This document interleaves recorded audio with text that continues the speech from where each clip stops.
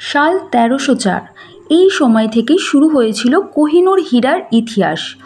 কোহিনূর হীরাকে বিশ্বের সবচেয়ে বিখ্যাত, প্রাচীনতম এবং বিশেষ হিসেবে বিবেচনা করা হয়।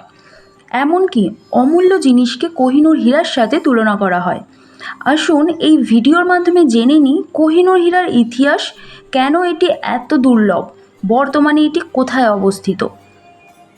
কোহিনূর হীরার সাথে জড়িত একটি মজার বিষয় হলো এটি আজ পর্যন্ত বিক্রি হয়নি বা কেউ এটি কেনার চেষ্টাও করেনি। আজ পর্যন্ত কোহিনূর শুধু জিতেছে, ছিনিয়ে নিয়েছে বা উপহার হিসেবে পেয়েছে। কোহিনূর সবচেয়ে প্রাচীনতম হীরা। বলা হয় যে প্রথম এটি প্রায় ৭৯৩ ক্যারেট ছিল এবং এখন এটি ১০৫ ক্যারেটে নেমে এসেছে। একসময় এটি বিশ্বের বৃহত্তম হীরা হিসেবে বিবেচিত হতো। তবে কোহিনূর হীরা বর্তমানে কোথায় আছে চলুন জেনে নেওয়া যাক। সাল ১৯০১, যখন রানী ভিক্টোরিয়া মারা যায় তখন এটি রানী আলেকজান্দ্রার মুকুটে স্থাপন করা হয়েছিল। এরপর ১৯১১ সালে কুইন মেরির মুকুটে এবং তারপর ১৯৩৭ সালে রানী এলিজাবেথ দ্য কুইন মাদারের মুকুটে স্থানান্তরিত করা হয়। তবে আজ এই হীরাটি টাওয়ার অফ লন্ডনের জুয়েল হাউসে সর্বজনীন প্রদর্শনে রয়েছে। চলুন জেনে নেওয়া যাক কোহিনূর হীরার ইতিহাস সম্পর্কে। শোনা যায় অন্ধ্রপ্রদেশের গুন্টুর জেলার কোল্লুর খনিতে এই হীরাটি প্রথম পাওয়া যায়। এই মূল্যবান হীরাটি সারা বিশ্বে ভ্রমণ করেছে এবং অনেক শাসকের সাথে জড়িত। অন্ধ্রপ্রদেশের গোলকুন্ডা থেকে যখন হীরেটি পাওয়া যায় তখন এই রাজ্যটি কাকাতিয়া রাজবংশের শাসনাধীনে ছিল। সাল ১৩০৯, আলাউদ্দিন খলজি কাফুরকে কাকাতিয়াদের রাজ্যে একটি অভিযানে পাঠান। ১৩১০ সালের জানুয়ারিতে কাফুরের সেনাবাহিনী কাকাতিয়ার রাজধানী ওয়ারাঙ্গালে পৌঁছায় এবং সেখানে ১ মাস অবরোধের পর কাকাতিয়ার শাসক প্রতাপরুদ্র আত্মসমর্পণ করেন।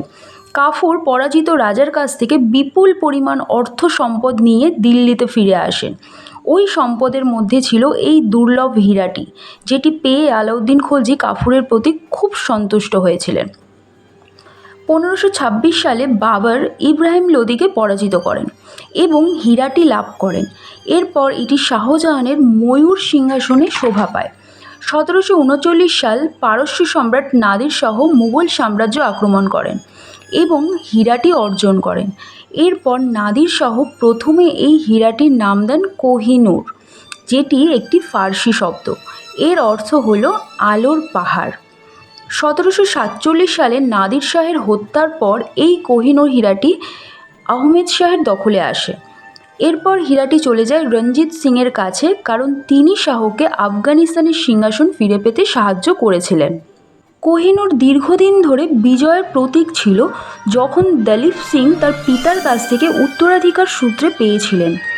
১৮৪৯ সালে ব্রিটিশ ইস্ট ইন্ডিয়া কোম্পানি ১০ বছর বয়সী মহারাজাকে লাহোর চুক্তিতে স্বাক্ষর করতে বাধ্য করেন, যেখানে বলা হয়েছিল কোহিনূর হীরাটি রানী ভিক্টোরিয়ার কাছে সমর্পণ করা হবে। ১৮৫০ থেকে ৫১ সালে রানী ভিক্টোরিয়ার কাছে হীরাটি সমর্পণ করা হয়েছিল। তবে শোনা যায় কোহিনূর নামক হীরাটি ছিল অভিশপ্ত। প্রতিবারই এই হীরাটির মালিকরা কোনো না কোনো কারণে করুণ পরিণতির শিকার হয়েছিলেন। এর কারণ হিসাবেই এই অভিশাপকে চিহ্নিত করা হয়েছে। ব্রিটিশ রাজ পরিবারে এই হীরাটির মালিকানা প্রাপ্তির পর তৎকালীন রানী ভিক্টোরিয়া একটি আইন জারির মাধ্যমে এটি ঘোষণা করেছিলেন যে শুধুমাত্র রাজপরিবারের রানীরাই এই হীরাটি তাদের মুকুটে ব্যবহার করতে পারবেন, রাজারা নয়।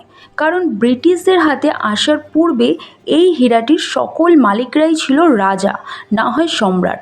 তথাকথিত অভিশাপের শিকার তারাই হয়েছিল বলে মনে করা হয়।